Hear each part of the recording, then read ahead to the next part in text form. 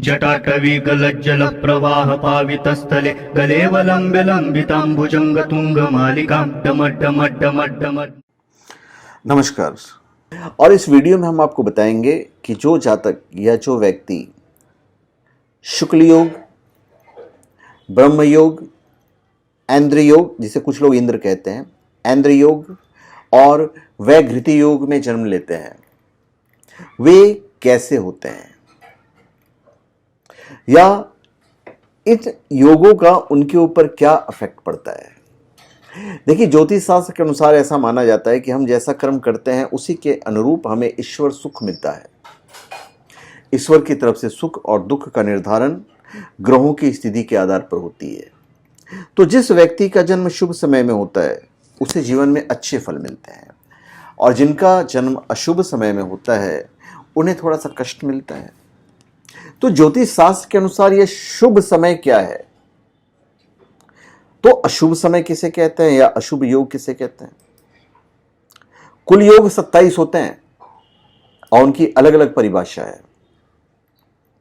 सूर्य और चंद्रमा की गति में जब 13 से 20 अंश का अंतर रहता है तो एक योग की सीमा में वो बांधा जाता है।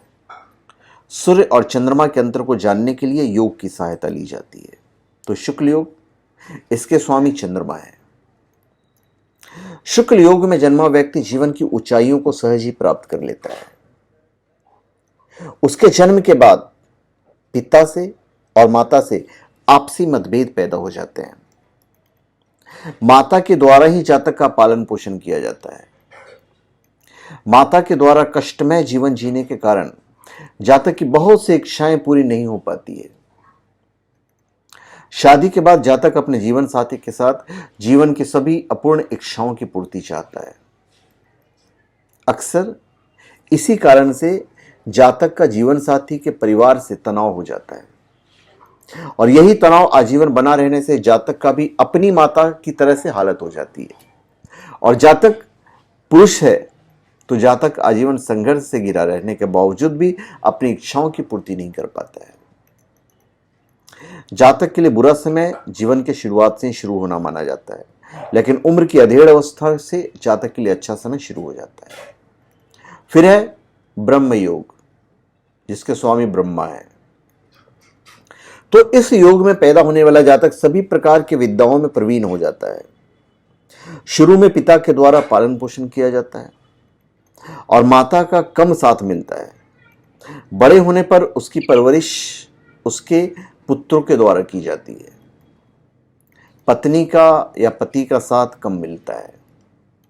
कन्या संतान की अधिकता हो जाती है और जातक इन्हीं कारणों से या तो बहुत ही भ्रमित रहता है या फिर किसी प्रकार से पूजनीय होकर जीवन को जीता है। शिक्षा का क्षेत्र, लोगों के लिए उपदेश देने का क्षेत्र, धर्मगुरु का क्षेत्र, इन सब क्षेत्र में जातक प्रसिद्धि पाता है। फिर है ऐन्द्र, जिसके स्वामी इंद्र हैं।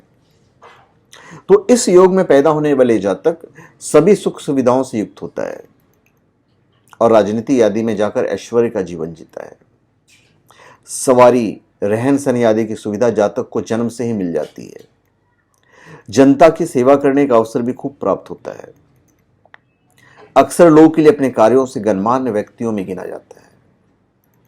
अब वैघृति योग, जिसकी स्वामिनी धूमावती है। तो इस योग में पैदा होने वाला जातक अक्सर पिता से हीन होकर ही पैदा होता है, और इसका कारण या तो जातक का पिता स्वर्ग सिधार गया होता है या माता पिता से विलग होकर रहती है। अगर नहीं तो जातक जीवन में जब भी शादी करता है वो अपने जीवन में वैवाहिक सुख को प्राप्त नहीं कर पाता है। जातक को जीभ की बीमारी होती है। जातक असत्य वचनों के प्रति अधिक अग्रसर रहता है। जब भी कोई बाधा जीवन को परेशान करती है, जातक घर द्वार छोड़कर दूर चला जाता है या एकांतवास करने लगता है। जातक के जीवन में धन का हमेशा अभाव रहता है। जल्दी से धन कमाने की साधनों की तरफ जाने से कर्जाई होना भी देखा जाता है। कर्ज में आ जाएंगे वो। कोई ना कोई असाध्य बीमारी जीवन के अंत में लग जाती है। तो धन्यवाद। आप सबका हमारे चैनल पे स्वागत है। आप हमारे चैनल पे सब्सक्राइब करें और अपने कमेंट दीजिए। धन्यवाद।